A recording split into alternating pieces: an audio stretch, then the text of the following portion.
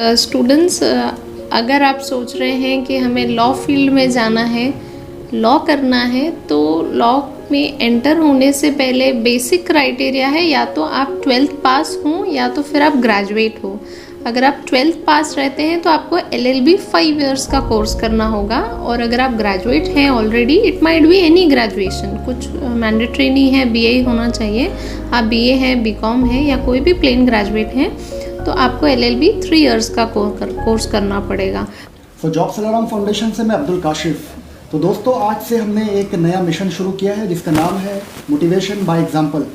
तो इसके पहले हमने रेहान हाशमी का एक इंटरव्यू आप लोगों को दिखाया था, जिसमें रेहान सर एक एग्जाम्पल के तौर पे पूरे नागपुर शहर को उन्होंने मोटिवेट किया, और जहाँ जहाँ वो वीडियो पहुँचा बच्चे मोटिवेट हुए। इस वक्त हमारे साथ है रेणुका दमानी मैम, जो कि एक एडवोकेट है। तो रेणुका जी, बहुत बहुत शुक्रिया कि आपने अपना कीमती समय हमें दिया। तो रेणुका मैम, सबसे पहले तो हम जानना चाहेंगे, एडवोकेट बना जाए, ऐसा कब आपके माइंड में आया और क्यों आपने ऐसा गोल सेट किया कि मुझे एडवोकेट बनना है? देखिए अब्दुल, सबसे इम्पॉर्टेंट चीज़ है कि जब हम स्टडी करते हैं, जब हम हमारे कॉलेज डेज़ में होते हैं, तब हम हमेशा सोचते हैं कि क्या बनना है। वी डिसाइड कि कुछ ना कुछ करना है अभी आगे लाइफ में। तो मेरी जर्नी कुछ ऐसी थी कि मैंने काफ़ी एजुकेशन किया है, BA है, BCom है, उसके बाद LLB हुआ, मास्टर्स है हिस्ट्री में। तो I use to prepare for civil services. मेरा गोल जो है वो सिविल सर्विसेज था, and I was in Delhi for civil services preparation and Nagpur as well. But after a journey, I find the law field very attractive, even more attractive than civil services, because I came to know after a certain time, I came to know कि क्या restrictions होते हैं civil services में। तब तक मेरा law हो चुका था, और जैसे कि प्रैक्टिस स्टार्ट की तब लीगल फील्ड को ज़्यादा बेटर, ज़्यादा डिटेल में हम लोग समझ पाए। Everyday new cases, new challenges, it might be civil है, क्रिमिनल है, मोटर एक्सीडेंट क्लेम्स है, काफ़ी सारे नागपुर में ट्रिब्यूनल्स भी है, नागपुर में हाई कोर्ट है, वो एक बहुत अच्छी चीज़ है। अभी नागपुर में एक सुप्रीम कोर्ट का प्लेटफॉर्म भी ओपन हुआ है। तो ये सारी अपॉर्चुनिटीज़ और स्कोप देख के I got totally attracted to the field, and as I started working and getting good results, so I continue with the platform. तो कोई स्टूडेंट अगर से ये वीडियो देख रहा है और उसे एडवोकेट बनना हो जी, तो उसे कौन सा कोर्स करना चाहिए? मतलब उसे मैं चाहूँगा एक बेसिक गाइडेंस आपके ज़रिए मिले। जी, देखिए स्टूडेंट्स, अगर आप सोच रहे हैं कि हमें लॉ फील्ड में जाना है, लॉ करना है, तो लॉ में एंटर होने से पहले बेसिक क्राइटेरिया है या तो आप 12th पास हों या तो फिर आप ग्रेजुएट हो। अगर आप 12th पास रहते हैं तो आपको LLB 5 इयर्स का कोर्स करना होगा, और अगर आप ग्रेजुएट हैं already, it might be any graduation, कुछ मैंडेटरी नहीं है, BA ही होना चाहिए। आप BA हैं, BCom है या कोई भी प्लेन ग्रेजुएट हैं, तो आपको LLB 3 इयर्स का कोर्स करना पड़ेगा। But before going to the course, Abdul, ऐसा है कि नागपुर यूनिवर्सिटी ने अभी एक CET का एंट्रेंस एग्ज़ाम स्टार्ट किया है, जो लॉ की CET है। मतलब लॉ के कोर्स में आपको एंटर करने से पहले LLB 3 इयर्स या LLB 5 इयर्स की CET देनी होती है। तो उसके लिए आपको जो कंसर्न प्लेटफॉर्म है info.maha.org, उस पर जाके फॉर्म फिल करना होता है जब एप्लीकेशन फॉर्म आते हैं। आफ्टर दैट आपका एडमिट कार्ड आता है और एग्ज़ाम होता है। एग्ज़ाम होने के बाद आपको कॉलेज प्रेफरेंसेस डिसाइड करने पड़ते हैं कि आपको कौन से कॉलेज से आपका लॉ करना है। उसके बाद ही आपका लॉ में एडमिशन होता है।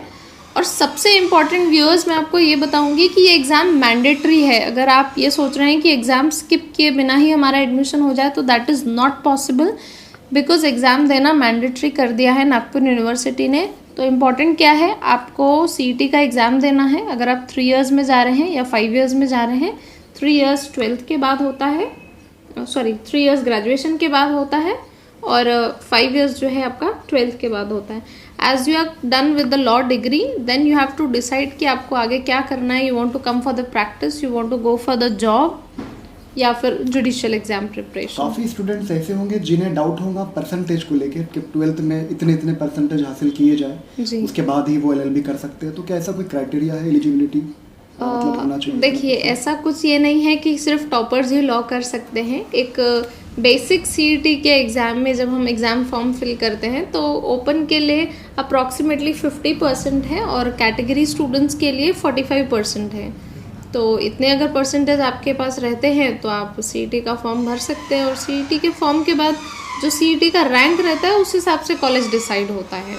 तो आपके 12th के या ग्रेजुएशन के मार्क्स उतना मायने नहीं रखते हैं अगर आपका सीईटी का परसेंटेज अच्छा है तो। काफ़ी स्टूडेंट ऐसे होते हैं जो ओपन यूनिवर्सिटी से 10th और 12th पास होते हैं जी। तो क्या वो भी डायरेक्टली एलएलबी कर सकते हैं? बिल्कुल बिल्कुल, अगर आप रेगुलर स्टूडेंट हैं या इवन आपने ओपन यूनिवर्सिटी से किया है, आप लॉ कर सकते हैं सीईटी का एग्ज़ाम देके। कुछ ऐसे लोग होंगे ये वीडियो को देखने वाले जिनका लाइफ में कोई गोल नहीं है, विदाउट गोल बस पढ़ाई किए जा रहे हैं। जब उनसे पूछो क्या करना है लाइफ में तो बोलते हैं पढ़ाई करना है। क्या पढ़ना है? तो 12th करना है, 12th के बाद ग्रेजुएशन करना है, उसके बाद नागपुर शहर वालों के लिए तो 5-6 हज़ार रुपये की जॉब है, सिर्फ बहुत हो गया 10-15 हज़ार बस, इससे ज़्यादा कुछ नहीं है। तो विदाउट गोल जो अभी पढ़ाई कर रहे हैं या ग्रेजुएट हो चुके, गोल सेटिंग के बारे में मैं चाहूँगा आप कुछ कहें। देखिए स्टूडेंट्स, हम एजुकेशन लेते हैं, education is basically mainly for 2 purposes. One is moral education, education helps you to decide सही क्या है गलत क्या है, and the second thing is livelihood, कि आपको क्या जॉब करना है, क्या प्रोफेशन, क्या बिजनेस, क्या ऑक्यूपेशन में जाना है। तो फर्स्ट जो है वो तो काफ़ी हद तक फुलफिल हो जाता है, क्योंकि हमको स्कूल कॉलेजेस में डिसिप्लिन सिखाया जाता है, मैनरिज्म सिखाया जाता है, क्या सही है क्या गलत है वो बताया जाता है। तो मॉरल पार्ट तो हम सीख जाते हैं, बट जहाँ एम्प्लॉयमेंट की बात आती है और ऑक्यूपेशन की बात आती है, वहाँ कहीं ना कहीं हमारे नागपुर के बच्चे जो है वो थोड़े कम पड़ जाते हैं, या वो उस पॉइंट ऑफ व्यू से सोचते नहीं है कि करना क्या था। तो with this platform, with this video, I actually insist you कि आप ये डिसाइड कीजिए कि आपको करना क्या है, उस हिसाब से आप कोर्स परस्यू कीजिए। क्योंकि काफ़ी स्टूडेंट्स अब्दुल मैंने नागपुर में देखे इंजीनियरिंग कर लेते हैं, बट ये उनका खुद का कहना होता है कि इंजीनियरिंग में स्कोप नहीं है, फिर कहते हैं हम लॉ कर लेंगे, बट उनको ये नहीं पता होता है कि लॉ में आने के बाद क्या करेंगे, कैसे एडवोकेट बनते हैं, एडवोकेट बनने के बाद और कौन सी फील्ड है। तो आप जो भी कोर्स कर रहे हो उसका आगे स्कोप क्या है, आपके सिटी में क्या है, आपके कंट्री में क्या है, वो देख लीजिए। उसके बाद उसका जो एक सैलरी वाला पार्ट होता है या जो भी इनकम वाला पार्ट होता है वो आप देख लीजिए। कितना समय, कितना टाइम स्पैन लगेगा आपको वो करने में, वो कोर्स करने में, वो देख लीजिए। तो बिफोर स्टार्टिंग एनीथिंग आप पहले ये देखिए कि उसका एंड रिजल्ट क्या मिलने वाला है, उसके बाद ही उस प्रोसेस में एंटर कीजिए। नहीं तो 3 साल 5 साल बच्चों के वेस्ट हो जाते हैं, पैसा भी लग जाता है, एक्सपेक्टेशंस भी हो जाती है, और जब वो फुलफिल नहीं हो पाती है तो दैट क्रिएट्स प्रॉब्लम।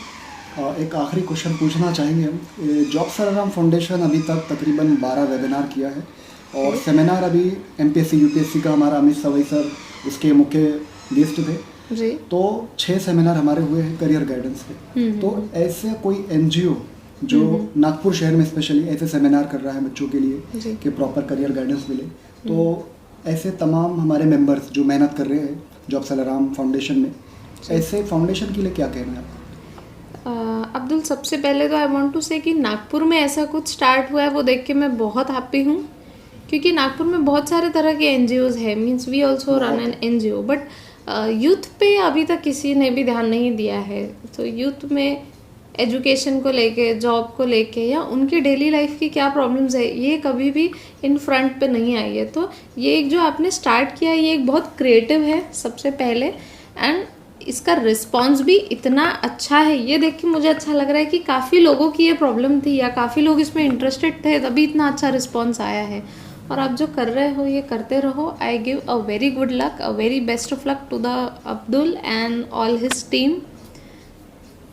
तो दोस्तों, आज का ये हमारा mission motivation by example advocate Renuka Damani के ज़रिए से आप लोगों को गाइडेंस मिला कि कैसे हम एडवोकेट बन सकते हैं। तो लास्ट तक वीडियो देखने के लिए बहुत बहुत शुक्रिया। अगर से आप यूट्यूब पे हमारा ये वीडियो देख रहे हैं तो वीडियो को लाइक कीजिए, कमेंट कीजिए, इसकी लिंक को शेयर कीजिए और चैनल को सब्सक्राइब कीजिए। अगर से फेसबुक पे देख रहे हो तो हमारे पेज को लाइक कीजिए, वीडियो को शेयर कीजिए। Thank you.